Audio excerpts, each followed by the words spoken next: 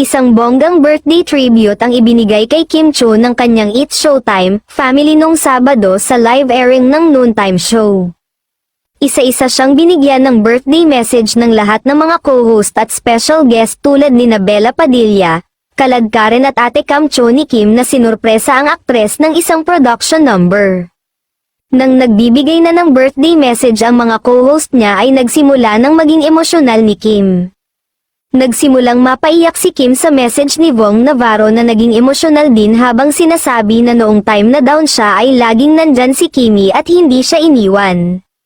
Natouch din si Chanita Princess sa sinabi ni Ann Curtis bukod daw kay Ate Lakam ni Kim ay naririto rin siya para maging ate para sa newfound sister. Wagas din ang pagluha ni Kim sa birthday message ni Vice Ganda for her, mahal na mahal kita, Ani Vice, hanggat kaya ko, ipaparamdam ko sa'yo yun, gusto kong maramdaman mo na minamahal ka kasi masarap sa pakiramdam yun syempre. Naging emosyonal pareho ang magkapatid na Kim at Lakam sa birthday message ng huli, pero nakatutuwa naman ang sinabi ni Bella na very happy right now si Kim, sobrang saya ni Kim Chiu right now, Ani Bella.